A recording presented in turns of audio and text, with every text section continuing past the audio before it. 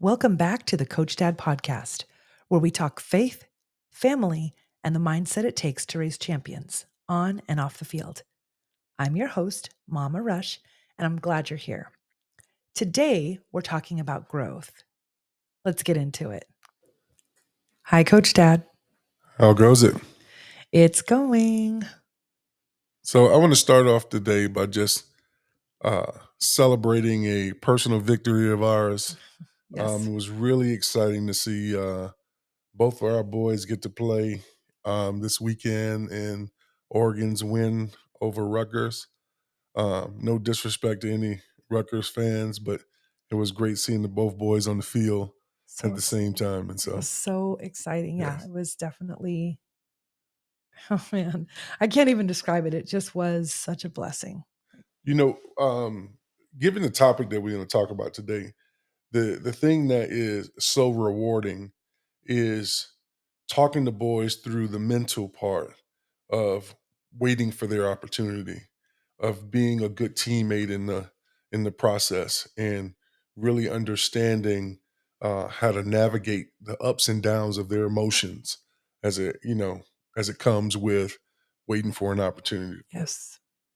Yeah, because I think that one of the things that I didn't even anticipate or think about was what it looks like on this level. Right. Like it's not like a high school type of situation where Mhm. you're a starter, you start, you play. That's super linear. Like this has depth and levels to it. It has depth and levels to it. A lot of um, moving parts, if you Yes. will. Everything from politics over who's in, who's not, and where they're from, and all these other things that come with it. I think also there's a lot to be said about giving an honest assessment and saying, you got beat out for that. Yeah, And having the courage to be honest with your child and tell them the truth and walk them through how to fix it yeah, instead of, you know, having them sulk in the corner somewhere feeling sorry for themselves. correct. Yeah. Well, that's actually pretty good dialogue for what we're going to discuss today. And I think I just want to get right into the first question, if that's okay with you. Hmm. Yeah.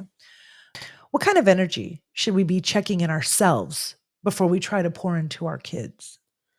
Well, the first thing you got to ask yourself is: Are you a fountain or a drain? A what? A fountain or a drain? Okay. Okay, meaning, are you a fountain of life, Hmm. meaning breathing and providing life Hmm. into every environment, not just with your children, but who are you as a person? Are you the kind of rather person people want to be around, Hmm. or do you drain everyone that's around you because you're full of complaints, you're full of issues, you're full of woe, meaning everything's a problem, and there's never any uplift that comes from you. There's Hmm. never any encouragement um, that comes from you, and so because who you are, your children will be. Right. And we often want to tell them who to be, but they're watching us and they're mimicking us and they're replicating us. And I often say, as a classroom teacher, if there is an individual in front of me that's acting a certain way, there's one or two to match at home. Right. That's really intuitive perspective. I feel like a lot of what you bring into, coaching, you're kind of on the administrative side of coaching, but even what you bring into that, what you bring into work, I feel like a lot of the core of who you are comes from how you were trained as a teacher and how you were as a classroom teacher. It was a blessing to see you as a classroom teacher. Oh man, because that just it just was a blessing for me to see that.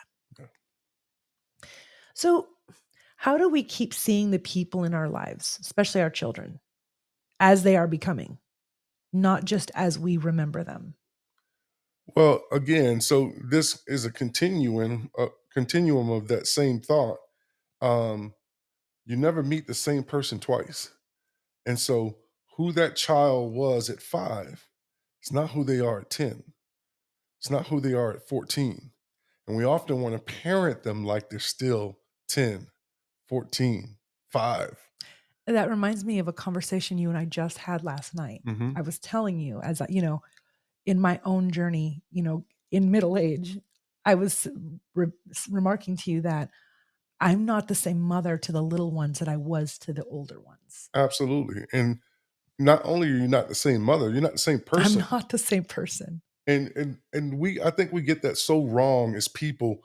Oh, I know how you are and so forth. I'm like, you knew me 10 years ago. You have no idea who I am. Right? Like I'm evolving too.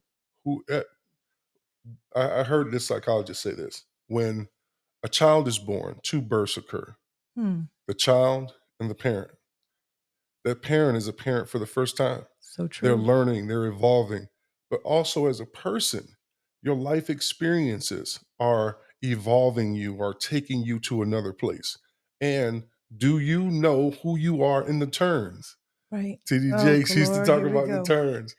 Who are It's you real in though. the turns? Meaning, as you're going through this turn of life, are you adjusting with yourself for the turn to understand? Um, I'm no longer as patient. Right. I no longer have I don't know the same insights because I see it differently now. Right. I'm more mature. Whatever wherever you are in your evolution, you're a different person now. Your spouse is a different person. Yes. Are you learning who those people are in their turns of life as they progress and get to that next place? And are you still trying to have the same relationship you did 5 years ago today? Hmm. I feel like that's really deep. I mean, that's a whole nother podcast in and That's of itself. I was going to say when you talk about the turn, but it's important because your children are going through turns. exactly. They're navigating through teenage years, Mhm. and then this next level, the college level, that's a whole nother level. That's a whole nother experience. Well, just like we were talking about in the intro, in the intro conversation, helping our boys understand who they are in this new environment now that they're off on their own. Right. Now that they're in this high-paced, high pressure environment. Who are you within this environment? And how can we get the best out of you? How can you get the best out of you? And how do you adjust to everything that's going on? Because there's no mommy and daddy to help No. you anymore. You are the one that's coming up with these ideas and making adjustments on the fly and so forth, so on. Are you taking the base of what you've learned and now applying that? And whatever you are in that environment is also a reflection of us Hmm. because we modeled for you whoever you would be.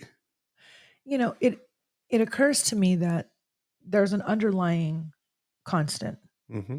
and I think that this has to do with your student athlete, yourself, your spouse. I feel like confidence is such an underlying core Hmm. of being able to maintain a growth mindset. Hmm. Because if you don't have confidence, then you have nothing to anchor to. So, for example, we have one of our sons came out of high school as a 5 star, and then he went to the Oregon Ducks, and he had to sort of find himself again. You might be a hot shot from wherever you're from, but when you come onto this next level, you're starting from the bottom. Hmm. And how do you maintain your confidence and be grounded in how you see yourself? So a classic conversation, and I think we mentioned this in a previous podcast.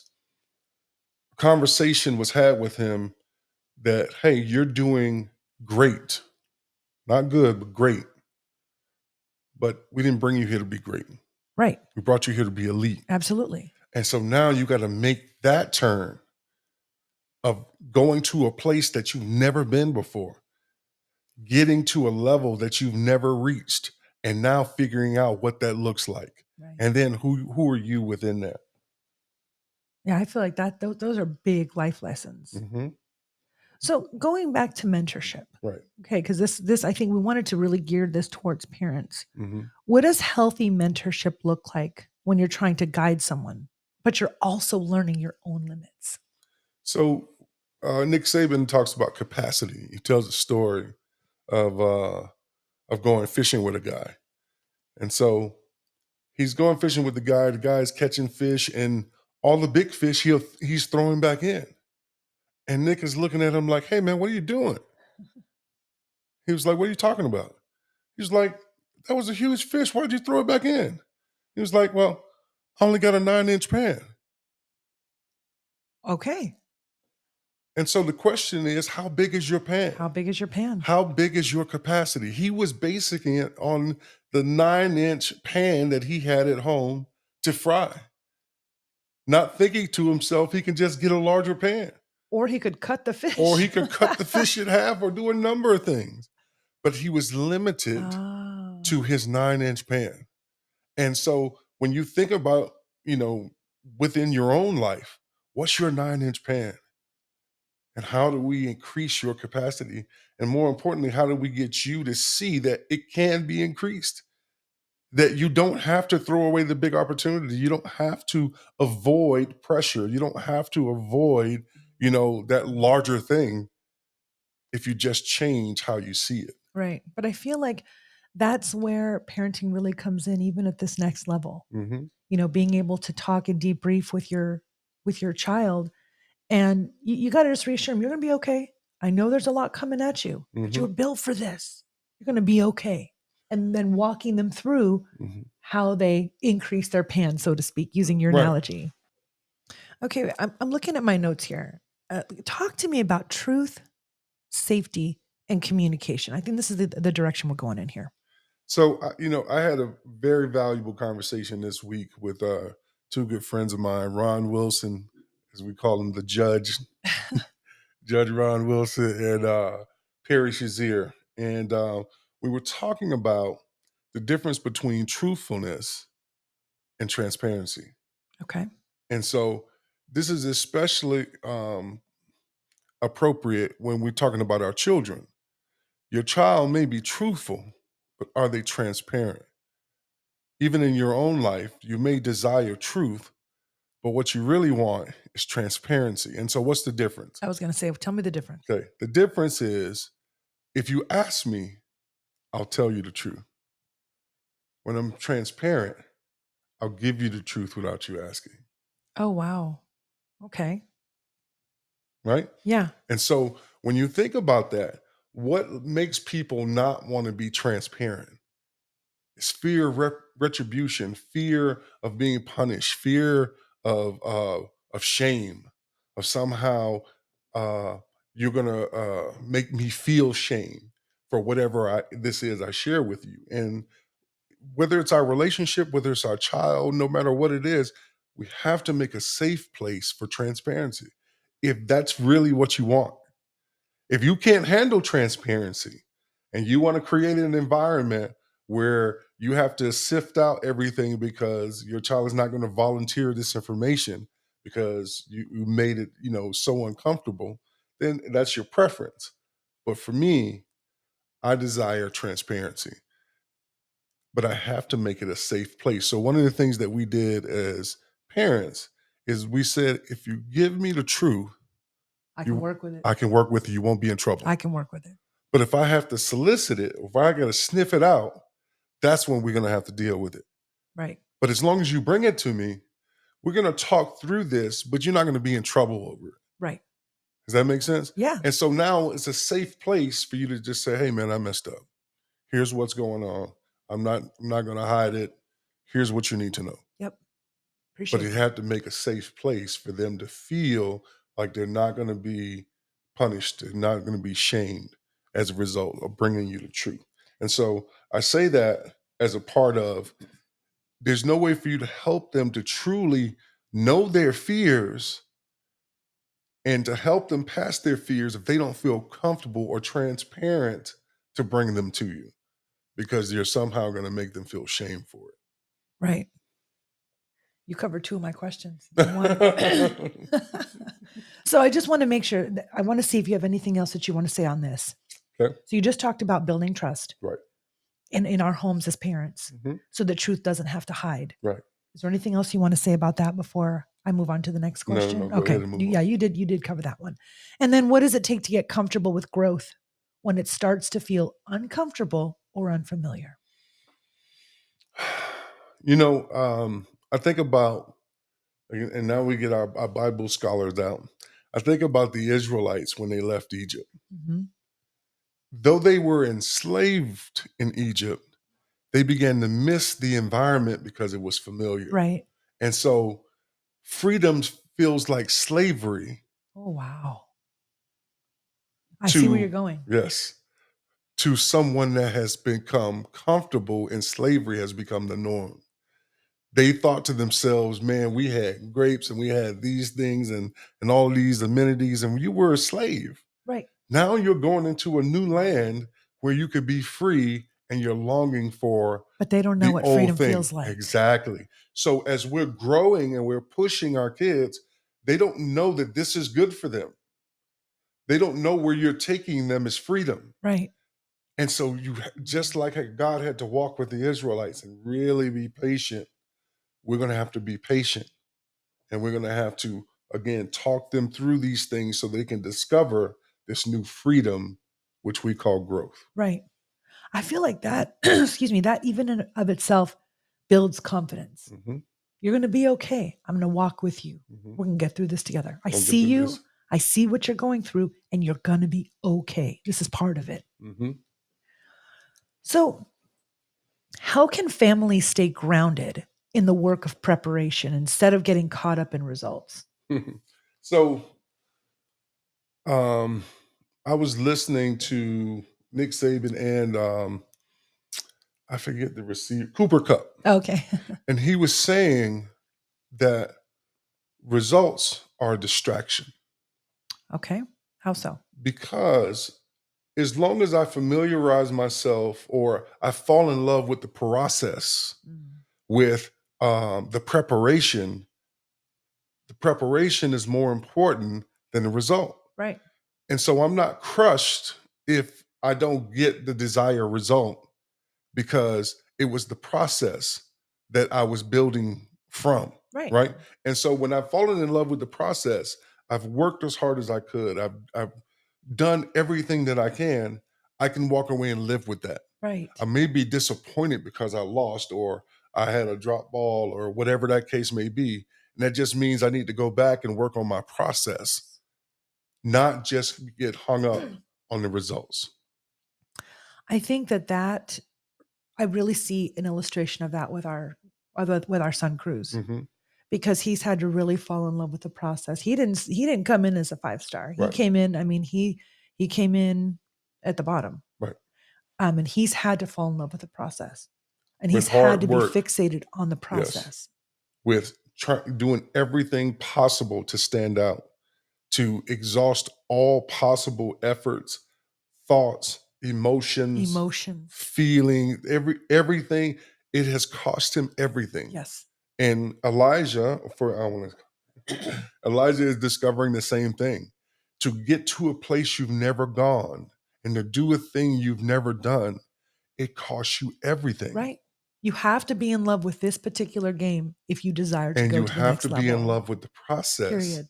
in order to get to that next place because only the process can take you there. Right. But if you're not in love with the process, Muhammad Ali famously said, I hated every day of preparation and training. But I said, suffer now Yes. and live the rest of your life as a champion. He fell in love with the process, even though he hated it, because he knew the process would take him to championship. I've heard you tell the boys that. Hmm. And I feel like this weekend was such a victory for us as a family. Yes. Some people might say, I mean, look, Cruz got in for 8 plays on special teams. Like, I don't get it.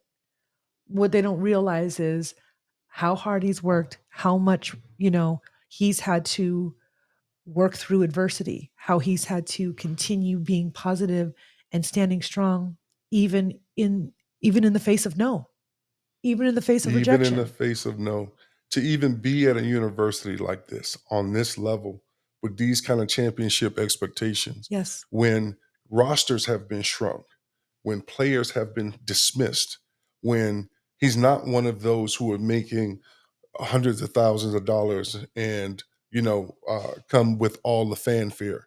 He's had to grind and grind, and Yes. people now know him for his grind And his work ethic. and his work ethic. Yes. Yep. That's really a blessing. Yep. Thank you so much for that. So I think that pretty much, I think that wraps it up for us. That wraps up today's episode of the Coach Dad podcast. If this conversation gave you something to think about, share it with another parent, coach, or friend who's in the process of growing too. You can find past episodes and resources at podpage.com/coach-dad. That's dad with 3 Ds. And remember, dedication fuels you, discipline shapes you, and development carries you. Be sure to like, subscribe, and leave a comment wherever you're listening. We'll see you next time. Bye for now.